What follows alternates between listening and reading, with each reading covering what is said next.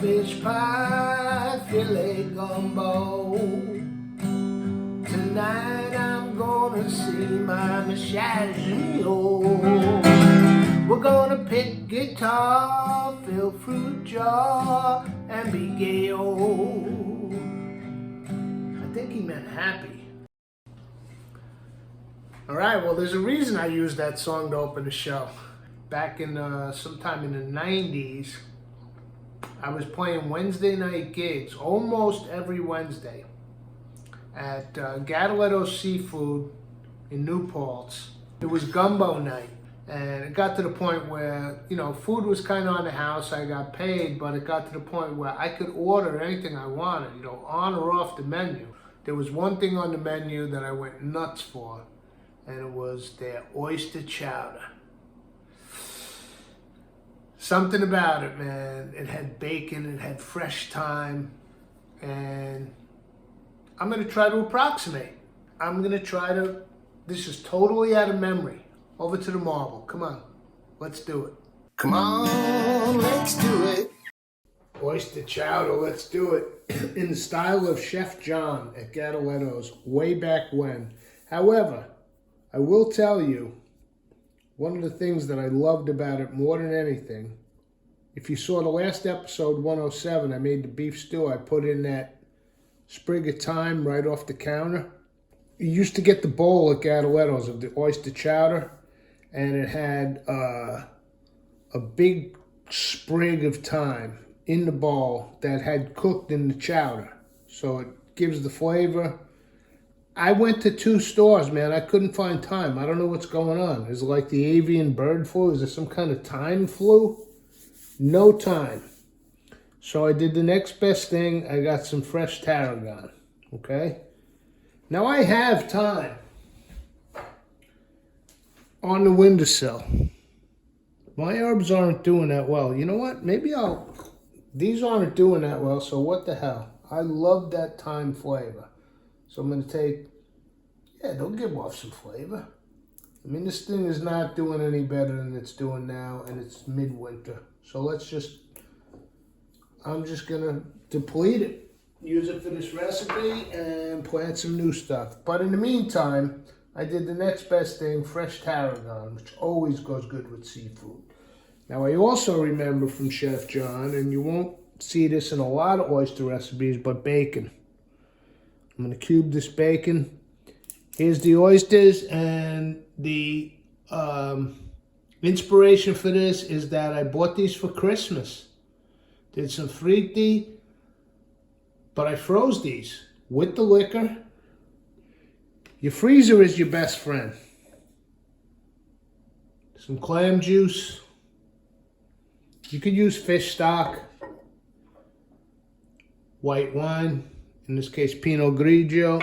I've got an onion, I've got some celery, unsalted bacon, nice potato from the harvest, okay?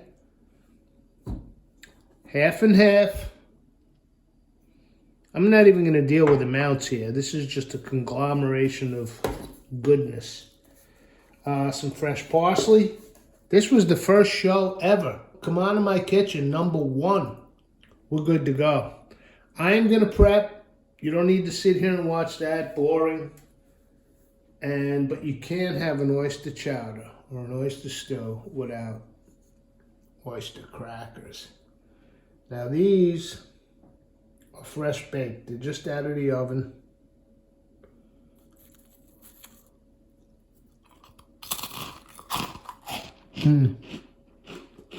There's nothing like it. You taste the butter. Unbelievable. You gotta have oyster crackers. I'm trying to keep these episodes realistic in time, so I won't put that whole thing in. Maybe just a couple of quick stills here for the oyster crackers. Here we go.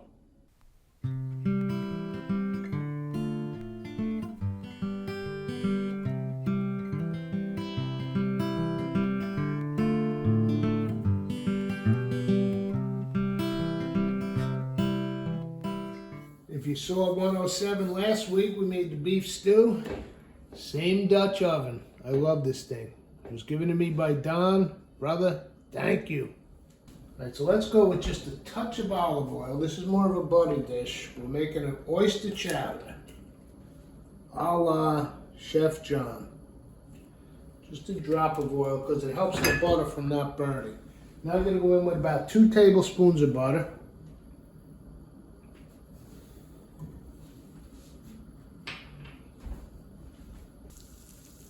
Just butter in a cast iron pan smells amazing on its own. I'm going to put in my bacon. Now I could have done this before the butter, but I'm playing, man. I'm playing. I'm going to brown off my bacon with the butter. This aroma, I can't even describe it. There's no description. So a nice sort of braise in the butter / saute on the bacon. And then we'll pull it out. Okay, so what I'm going to do now is pull some of this bacon. Not some, I'm going to pull it all. I got a nice slotted spoon so I can get the bacon out. And let the butter and olive oil drip back in, and now of course it has bacon grease in it, but that is some priceless liquid right there, okay? Olive oil, drippings released from the bacon, and butter. Man, let's add our celery and onion to that. How can that go wrong?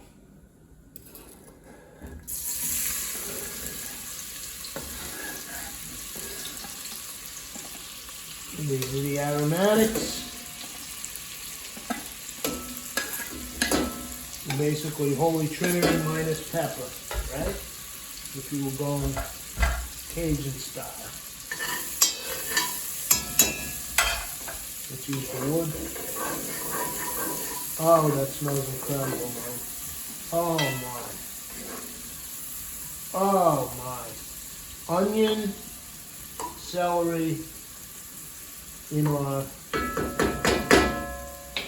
bacon, butter, olive oil mix. That was me.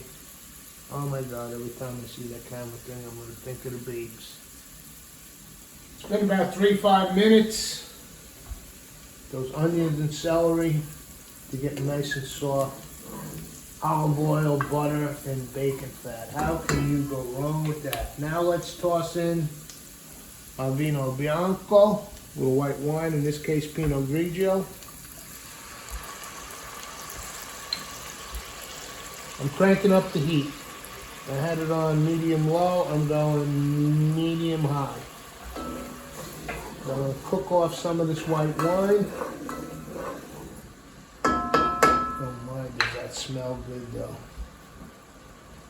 Okay, what I did was I cooked off a good part of that white wine.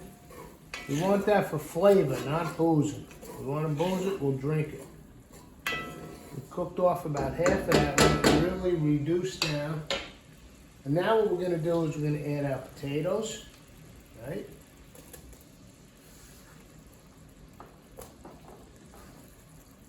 Let's get those introduced to all that good stuff, onion and celery. And now we're going to liquidize this, because we are making a soup, right? A chowder. So let's start with the liquid. Of course, it's oyster chowder.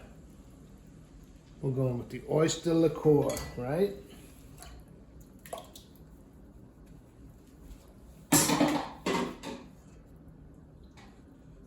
Get all that liquor out.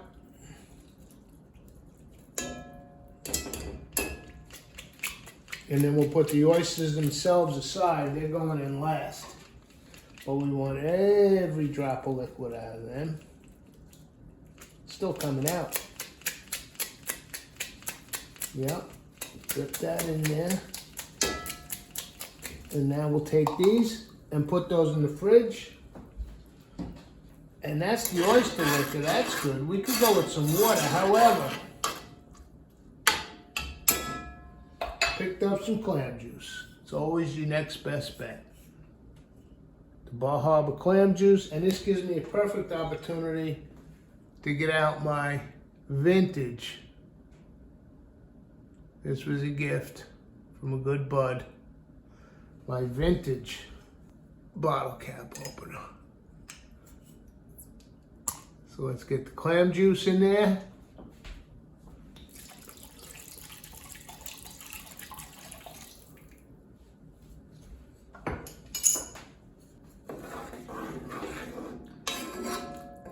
I haven't done anything. I haven't seasoned it. This is just onion, celery with the butter, bacon fat. Was there olive oil? I think there might have been. And the potato. I want to see just what this tastes like.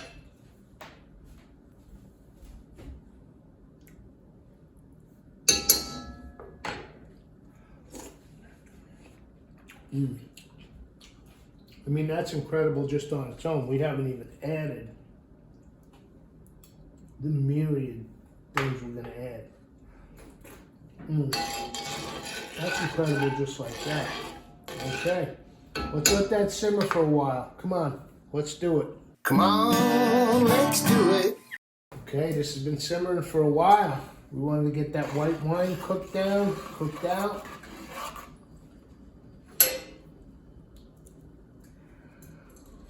The depth of flavor is out of control. What I'm going to do now, I'm going to add some of my Creole seasoning blend. We'll toss that in. Get a little seasoning going. And now we've got our half and half. Let's go in with that, nice and slow. This is at room temperature, by the way. It's not cold. We want to try to incorporate it into those fats without it curdling and separating.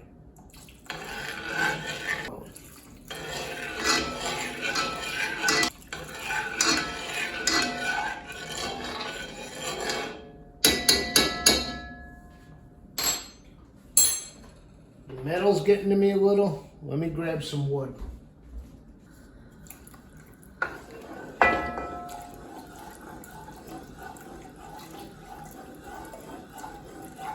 Now I'm pouring the rest of the half and half in. It's almost like when you do eggs, when you introduce them very slowly, you temper them.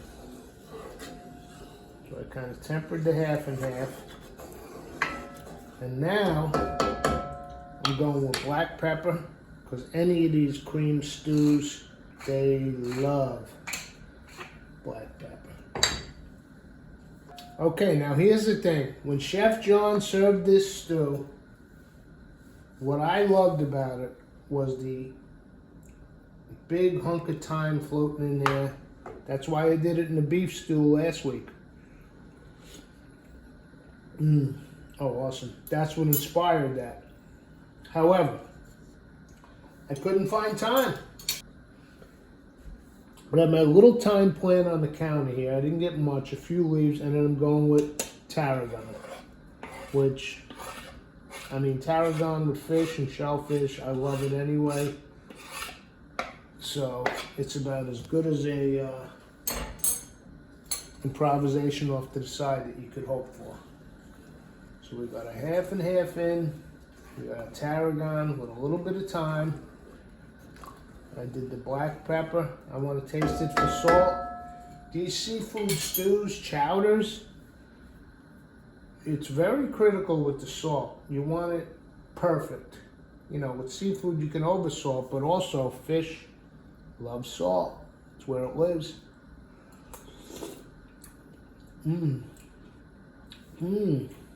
Oh my, the tarragon. It's different. And it's great.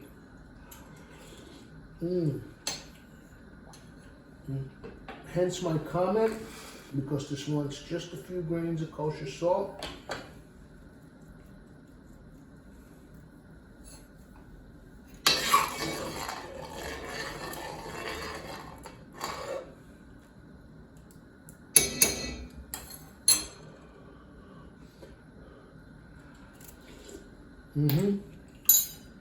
That's perfect. Okay, I believe we're almost at serving time. Let's turn this way down.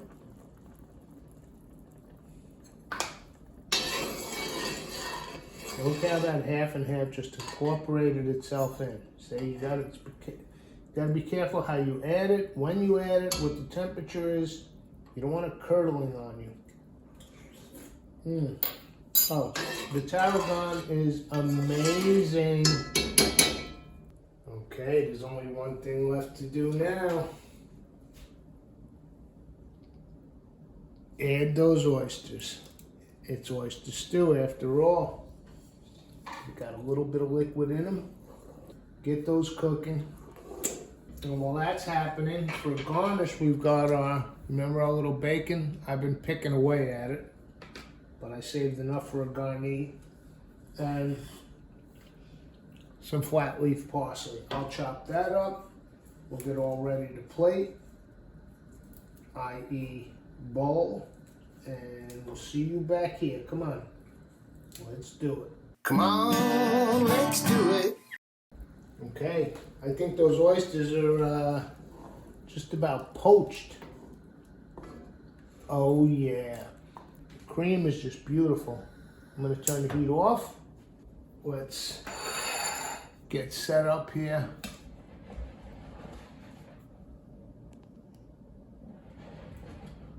There we go.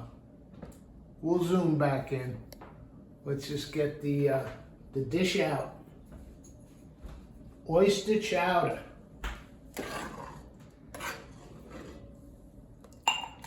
Now, this is basically to my memory of what I had in the 90s at Chef John's, at Gatoletto's. Obviously, I had to do my own things. I couldn't get the big sprig of thyme. I used tarragon. But this is the basic memory that I have of this dish. All right. So there's our oyster chowder. Let's start with what started the whole business. A few bacon cubes right on top. Let's go with some fresh flat leaf parsley. Crack a black pepper. And let's dig on in to some oyster chowder. What do you got to lose?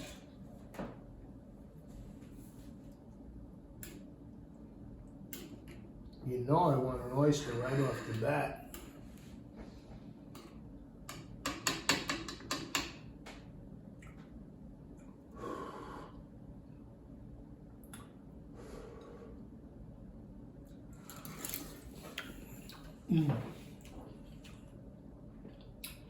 Oh my. Oh yeah. You have no idea. This is out of control. With the potatoes, summer 22 potatoes, bacon, tarragon.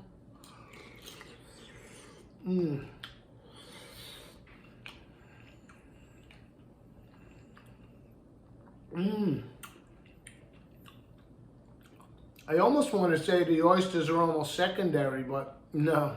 All of a sudden you get one, it's all about the oysters.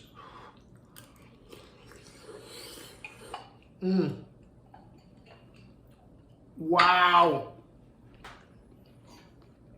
Oyster chowder.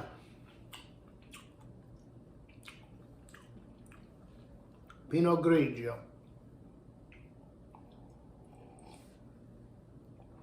This is very, very expensive, very high end. This is from the, you probably can't even get this. It's from the infamous Chateau de Cardboard.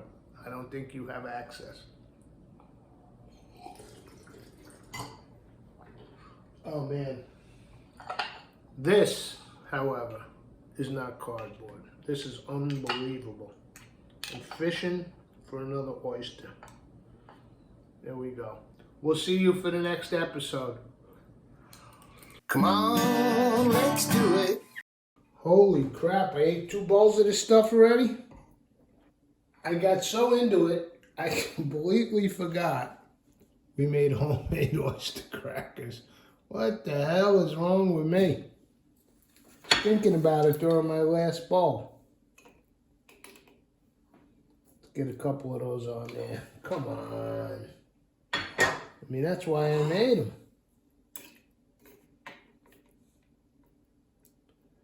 Look, with an oyster.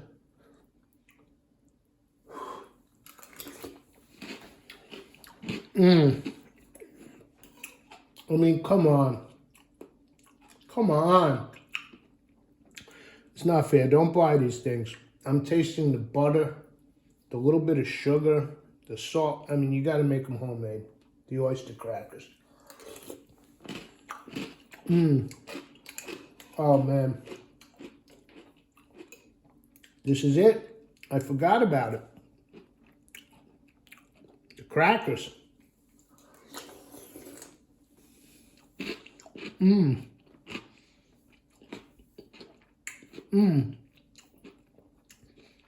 Those are from 11 to like 18. Immediately.